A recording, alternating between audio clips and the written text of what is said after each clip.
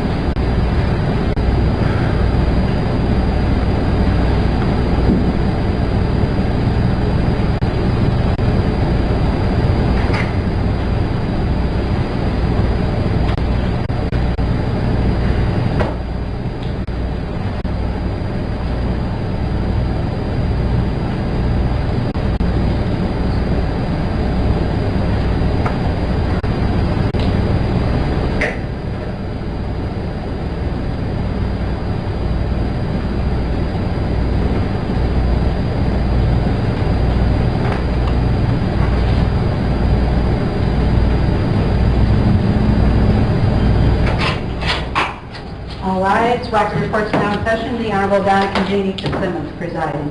Thank you. Please be seated.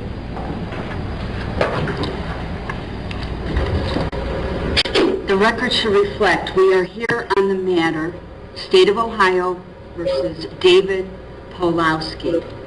The record should reflect Mr. Powlowski is in court by way of video conferencing, and he is in court pro se.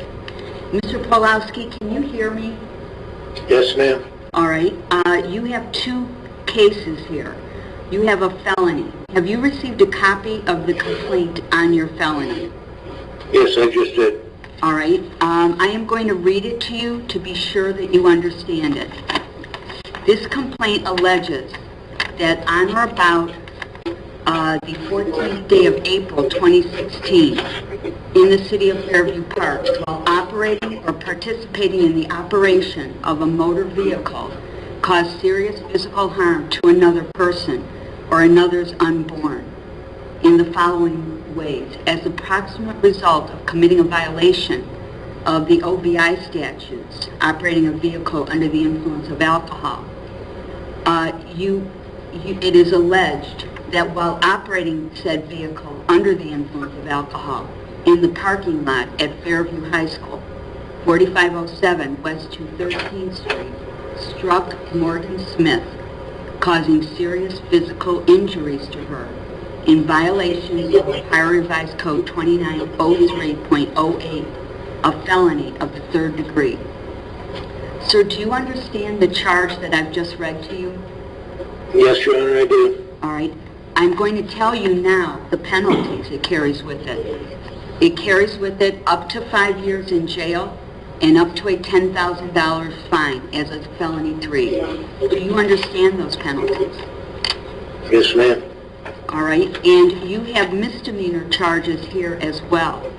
Those misdemeanor charges include operating a vehicle under the influence of alcohol, operating a vehicle with a prohibited blood alcohol content, specifically an alcohol content of 0.177, and then failing to have reasonable control of your vehicle. So 3 charges. Sir, do you understand those charges? Yes, ma'am. All right, and I'm going to tell you the penalties. It's been presented to me by the Fairview Park Police Department that this is your first operating a vehicle under the influence of alcohol charge. Therefore, this carries with it up to a $1,075 fine, a minimum mandatory $375, 3 days in jail, up to 6 months, 6 month to 3 year license suspension, no privileges for at least 15 days. Those are the penalties that this offense carries with it. Fairview, let me ask you, I know that this is the first within 6. Is this the first OBI in a lifetime for this defendant. That's correct, Your Honor. This is his first. And there have not been any other alcohol-related driving offenses, including physical controls, reckless operations, or anything of that type? That's correct, Your Honor. All right, thank you. Mr. Powlowski, you understand that charge and those penalties, correct? Yes, ma'am. All right, and now it is time for you to make decisions. First of all, you have a constitutional right to be represented by counsel in this proceeding today. If you wish to have a continuance to have counsel appointed or get a counsel that you want to retain, that is your right, and I will grant you a continuance for that purpose. Is that what you'd like to do today? Yes, ma'am. I'm indigent and I need a court-appointed attorney, please. All right, then let's explore. I want to explore that, Mr. Powlowski, to be sure that you are indigent. You're requesting a court-appointed lawyer. Before we do that, let me ask you this. Are you an American citizen? Yes. All right, and how do you support yourself? Social Security disability. How long have you been on Social Security disability? 8 years. And what is your disability? Congestive heart failure, neuropathy, All right. diabetes. Sir, on this day in question, why were you at the Fairview High School? I was picking up my nieces. Okay. And sir, do you have any bank accounts or own anything? I have a bank account that my Social Security goes into. All right. And do you live on Westwood Road in Fairview Park? Yes, ma'am. How long have you lived there? 13 years. Okay. And what It's is my your, wife's house. what is your age? 60. And this house is owned by your wife? Yes, ma'am. And she lives there with you? Yes.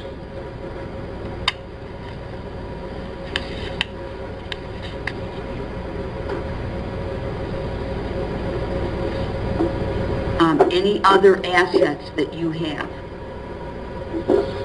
I have no other assets, Your Honor. All right, that house you're talking about is in your wife's name, not your name. Correct. I signed off on it when we got married. It was hers before we got married. All right. At this time, Mr. Powlowski, this may be explored in more detail, but at this time, I will grant, first of all, your request for continuance to reappear with counsel. And at this time, I will appoint a lawyer to you. And then there may be further exploration into your finances to be sure that you are eligible. So at this time, there is an attorney in court who's here, who's on our list, who's going to be involved in a later arraignment. Mr. Palm, would you please come forward? I am going to appoint him to be your lawyer.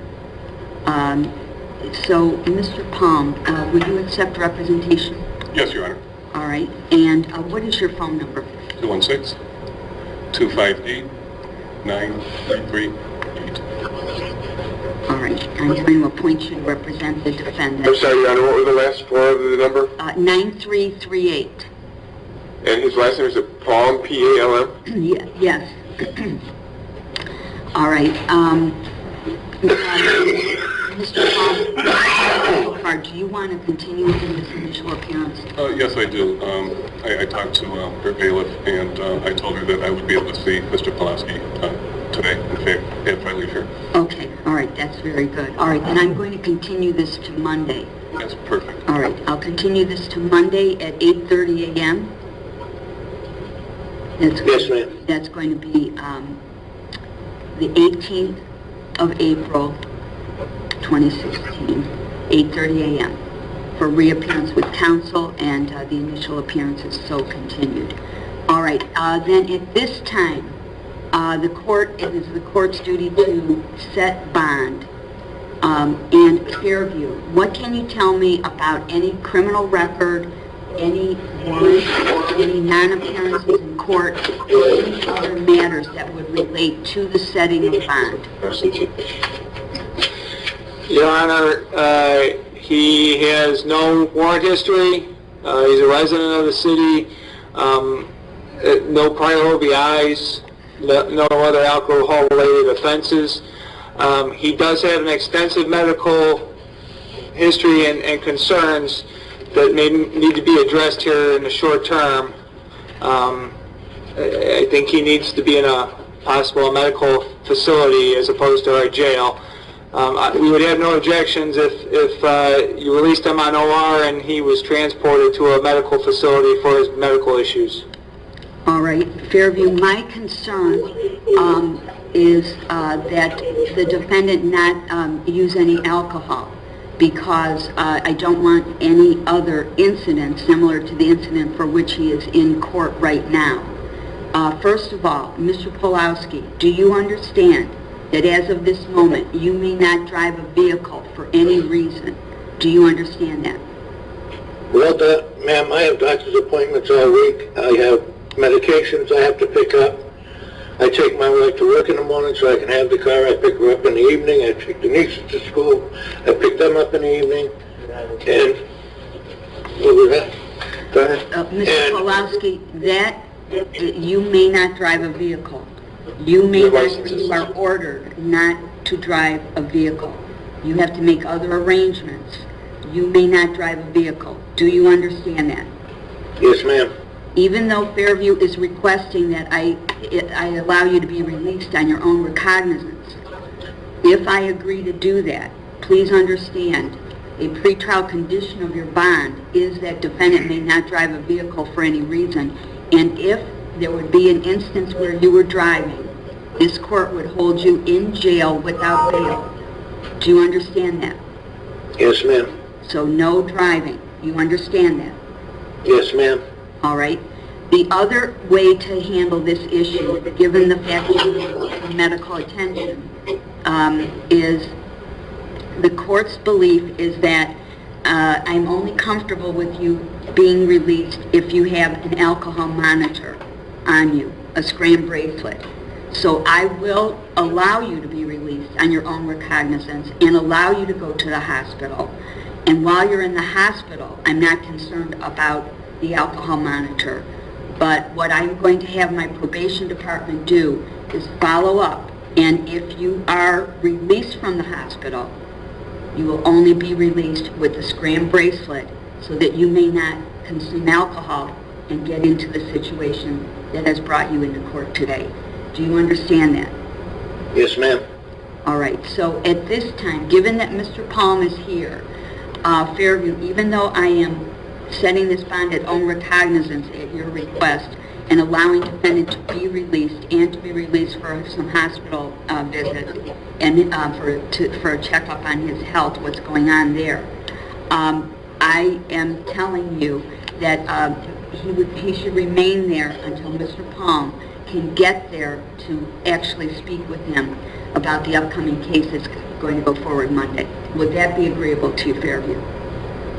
As long as his health stays the same, that's no problem, Your Honor. Obviously, emergency, we'll address it. Yes, if there's an emergency, he may be released on this OR bond, and we can make other arrangements for counsel. But counsel has one more matter here this morning. We're going to take that matter up, and then I'm going to be able to send him over to the jail to be able to see Mr. Powlowski. All right? Okay. Thank you, Your Honor. This matter is going forward Monday, 8:30 a.m. The bond is OR bond. However, conditions of bond are excluding alcohol. Defendant may only be released on a scram bracelet after his hospitalization, and defendant may not drive for any reason. Any violation of any of those bond conditions, sir, and you will be in jail without bail. Do you understand that? Yes, Your Honor. And you agree to the bond conditions, correct? Yes, ma'am. All right, thank you. That concludes this matter. Thank you, Your Honor.